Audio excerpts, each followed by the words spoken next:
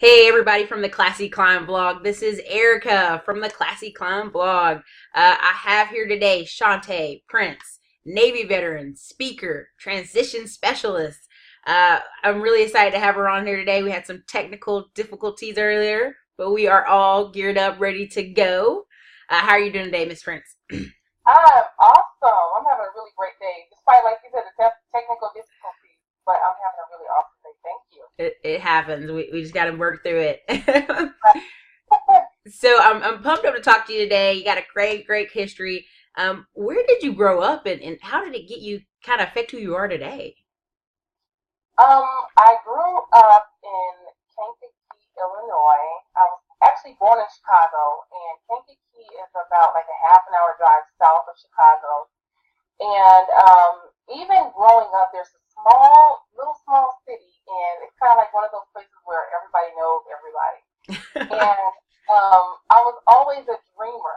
Even I remember my days in high school where I would get ready to go to bed at night and getting ready for school the next day, and I would be dreaming about doing all of these awesome things. And one of the things that I really saw myself doing was joining the Navy. So I was saying, I see myself on this big gray ship sailing out in the, sailing the seas and meeting all of these wonderful people and really building some great friendships. So that was something that I started dreaming about, even as a teenager. So that really awakened my capacity to dream and to dream big. So everything that I saw in my heart, in a vision, Hmm.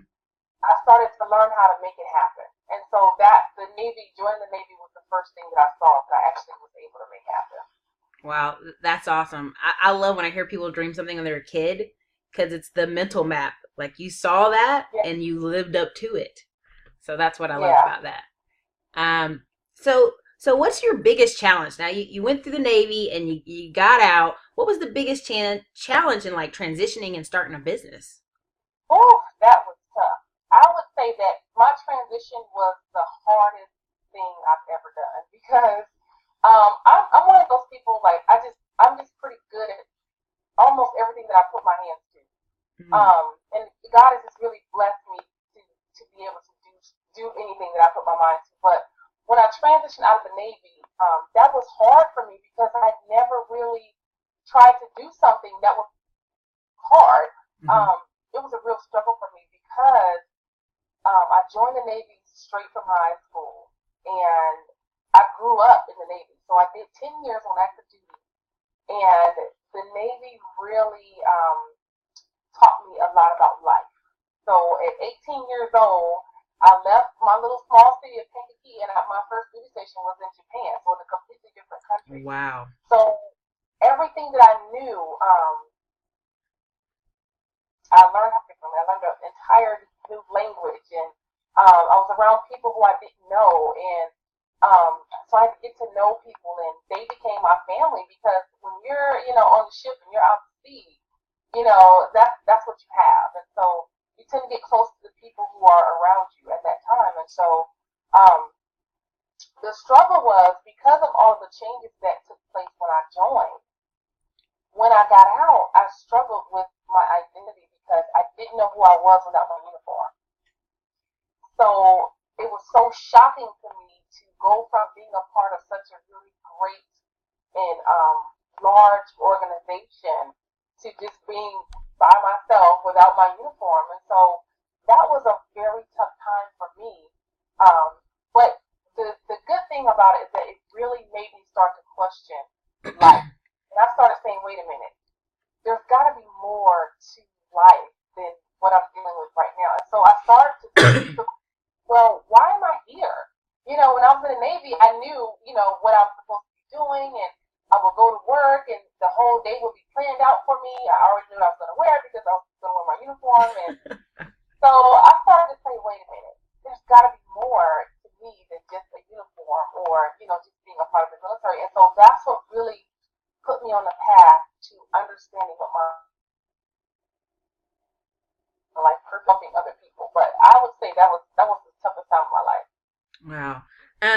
So if I was to go, how do you encourage others to do? Do you tell them to how do you encourage them to get started in business? One of the things that I really am passionate about with people getting started in business is I love to help them to identify natural gifts and talents that they already have, things that you're already good at, and turn it into a business or turn it into something that somebody can use. There are so many people out there who are just naturally good at stuff. So, for example, my strength may not be your strength, and vice versa. But we all have something that we can use that we can turn into something and create a whole business around. It could be one talent. I always joke with my husband and say things like, you can be good at everything, just be good at, what God has given you to be good at. And, like Chick-fil-A, for example, they do chicken, but they do chicken well. They don't have a bunch of different kinds of, burgers and steaks. They do chicken well. So it's one Chicken, thing. chicken. If you have one talent that you can do, and you can do that thing well, you can create a whole business around that. So I really encourage people to understand who they are and how they're designed, and build an entire business and lifestyle around gifts and talent. So, I mean, how did you so for yourself as you're transitioning, how did you finance your business? Because a lot of people are like, I don't have any money to start my business. And I'm like, you can start it so many different ways. How did you start yours? That is I'm so glad you asked that question because I did not have any money when I started my business. I was so broke. I was fresh out of the Navy and, I had gotten out and then my savings had ran out and I was just really trying to figure out life. So while I was figuring out life, all of my bills were falling behind.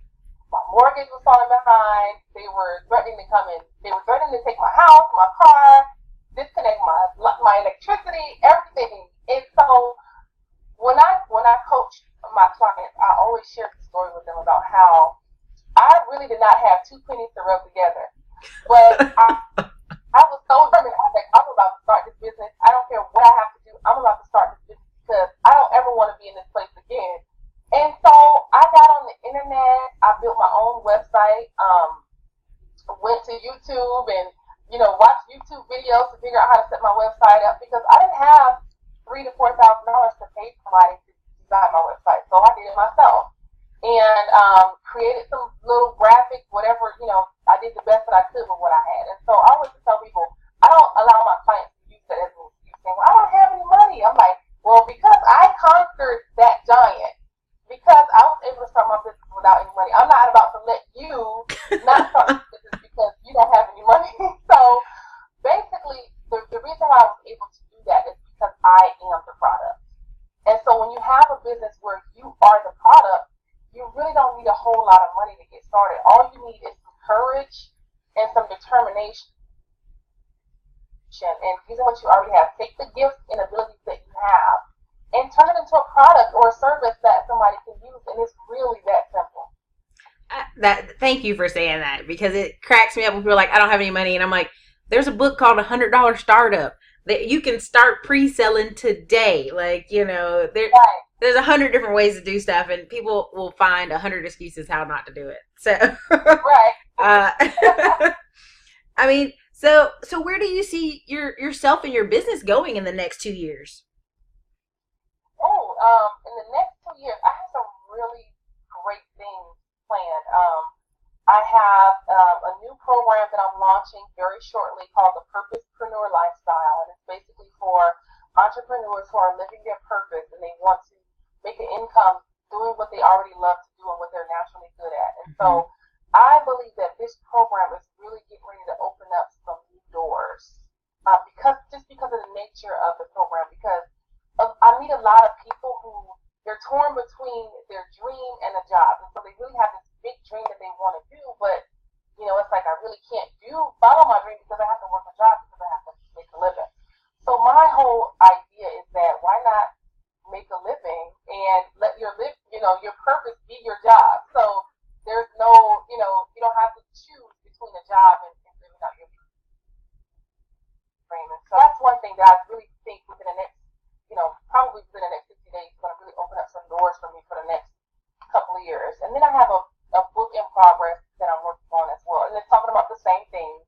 purposepreneur lifestyle, and I really see myself doing a lot more speaking engagements.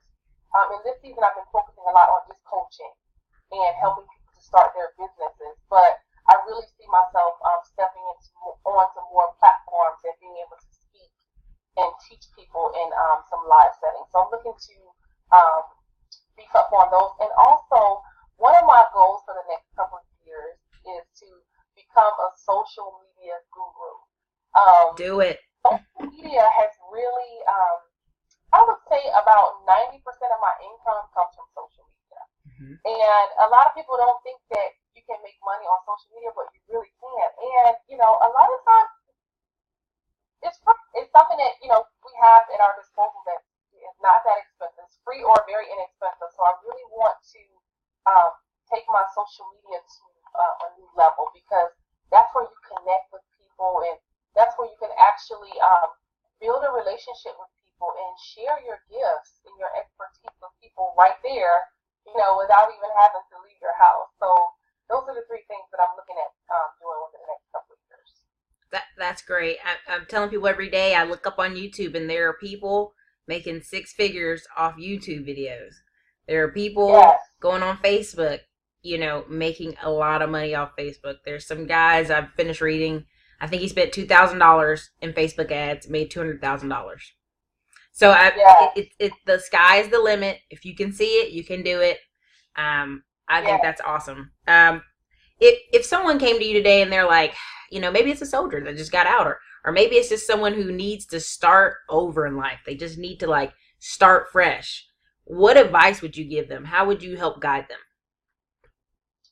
The first thing I would do is I would explore how their past experiences have put them from where they are now. I always tell people that whatever you're facing, you have been equipped for this moment, regardless of what you think or how you see it. Whatever you're facing, you've already been prepared for it in some way, shape, or form. So I would explore with them, okay, what experiences have you had? Have you overcome?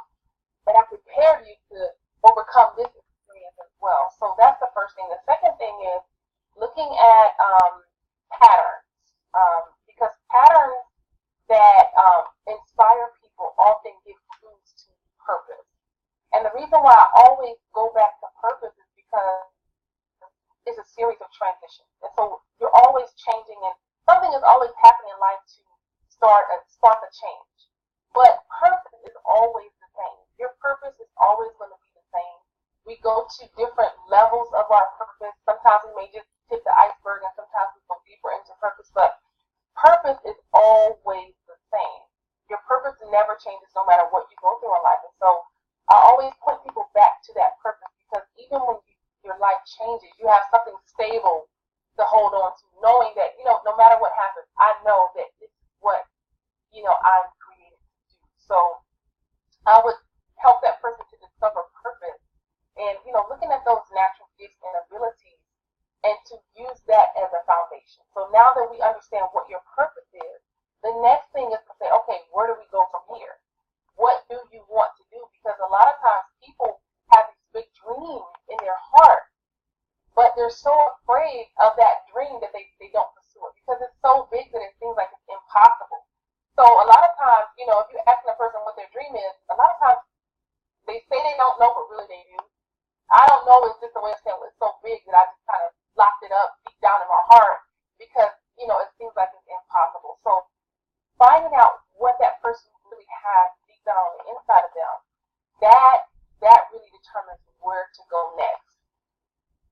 Another indicator of where a person should be going is what makes them afraid. And this is something that I've learned from experience, and something that I teach my clients is whatever makes you afraid, that's what you're supposed to be doing. So it was something that I learned when I transitioned out of the military. And I talked about how in the military, my day was completely planned out for me every single day. We call it the plan of the day. At 6 o'clock is breakfast time. At this time, we're going to do lunch. At this time, so when I got out, I had a hard time trying to figure out simple stuff like, okay, what am I going to